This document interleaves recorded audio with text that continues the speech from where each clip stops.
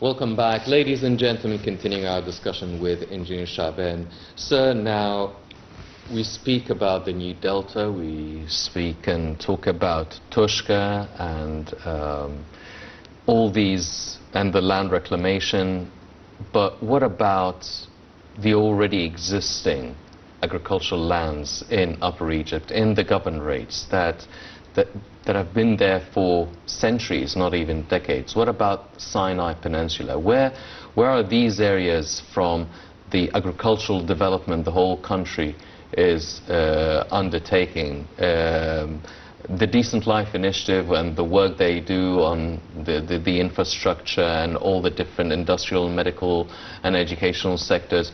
What about the agricultural sector? Are they getting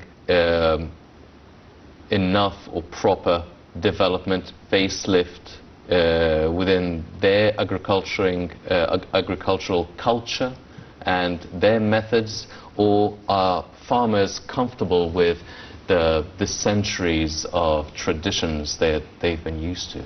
Well, as I said, we're going to have to cope with progress.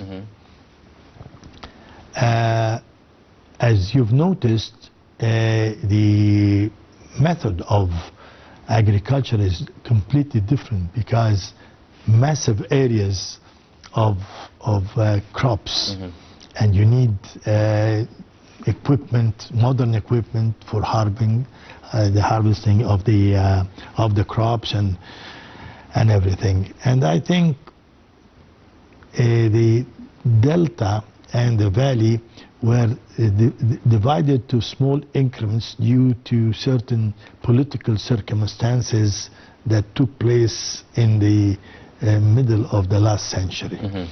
And due to this, also a lot of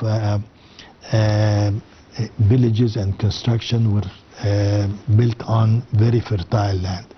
I think the government is taking very strict measures right now to stop all of this, and I think the only way is to look outside the valley and the delta. But we're going to have to make it easy for people to move. The decision to leave where they actually were born and lived for some time, we have to attract them, give them privileges, medical care, education, training, sustainable development, steady income. All of this will attract a lot of people. We need to have a complete program. Once you look at the Sinai, do we have enough underground water? Are we going to depend on water that comes from the Peace Channel and that comes, the adequate that comes underneath the Suez Canal? How big is the land that we can grow in Sinai? What are the crops that are suitable to grow in Sinai?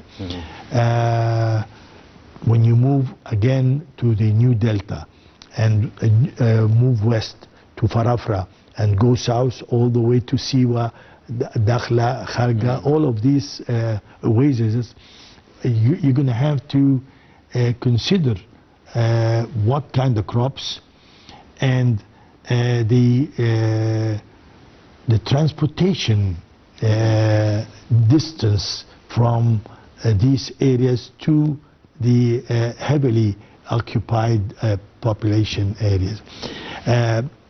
So you're going to have to choose the right crops. You're going to have to have a map for industry. Sugar, you're going to have to produce sugar. You're going to have to produce jojoba oil. You're going to have to use solar energy to dry a lot of fruits. I visited areas in Iran many moons ago, and actually they dry all the fruits, and instead of us in Ramadan, we import a lot of dried fruits, apricots and so forth. We could actually dry it in Egypt. We just need to, we don't need to Yes. rediscover the electricity, but we need to turn on the light. I mean, a lot of people actually, well, other countries actually are doing this.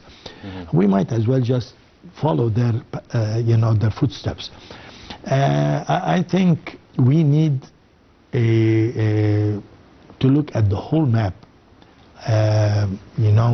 in details and see what are the best crops that we can grow, where is the best soil for it, best climate, availability of water, water consumption for these crops. It's a whole program. Yes.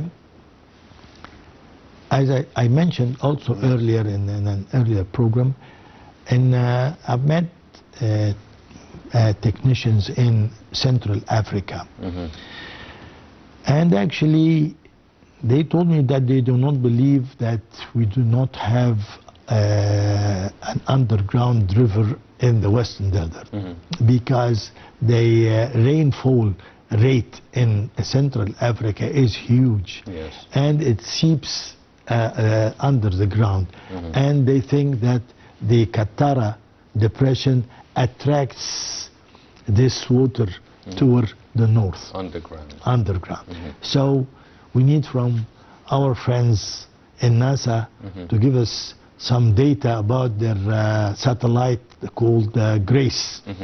It can explore underground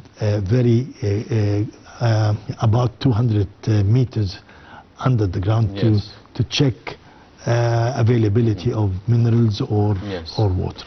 Engineer Shaaban, because we're running out of time now, you've mentioned that we should study our map, our agricultural map.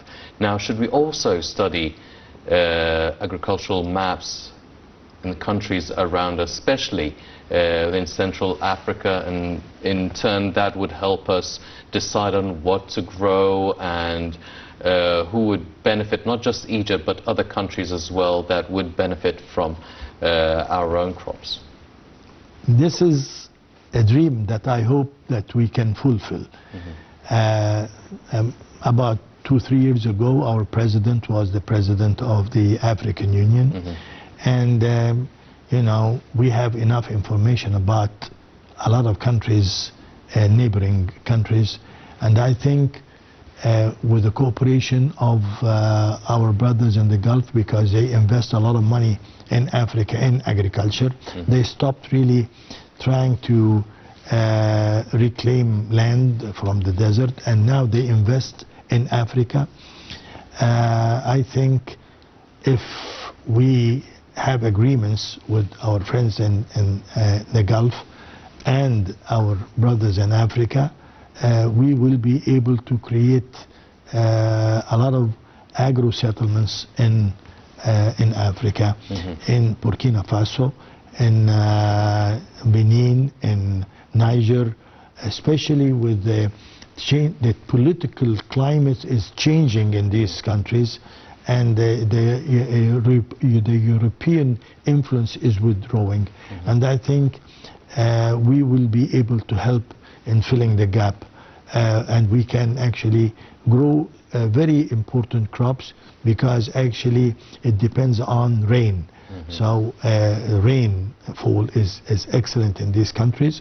Soil is very fertile, and hopefully our dream to pave the road from Marsa Alam all the way across to Accra on the other side of the continent, facing the Atlantic Ocean.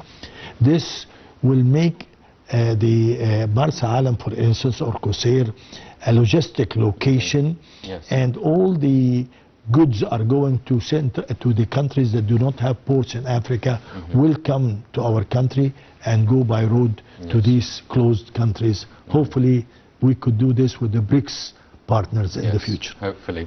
Well, ladies and gentlemen, our strategy and our agricultural aspirations don't stop in just our country and our population, but also, as Engineer Shaaban has mentioned, it should encompass the whole continent, and there is a way from Marsa Alam to Accra, actually. A lot of opportunities, a lot of aspirations for Egypt's agricultural sector, but unfortunately that's all the time we have for this edition of the Daily Debate. Before we go, I'd like to thank my distinguished guest, Engineer Hassan Shaaban, the former Vice Chairman of the Egyptian Farmers Syndicate. Engineer Shaaban, always a pleasure having you with us on the show. Thank you, appreciate it. Thank you very much, sir. Ladies and gentlemen, please stay tuned for more coming up on Nile International. I'm Henny Saif. Thank you for joining us.